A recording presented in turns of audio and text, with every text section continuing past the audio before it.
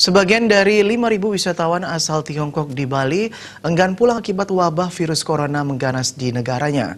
Mereka mengajukan permohonan lebih lama tinggal di Bali untuk menghindari amukan virus ganas yang mematikan tersebut.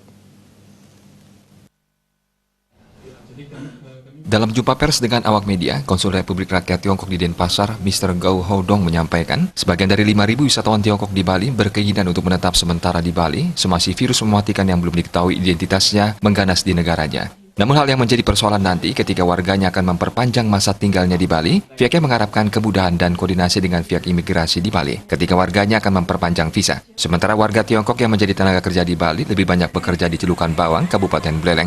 Mereka yang kembali ke Indonesia dipastikan akan dikarantina selama 14 hari.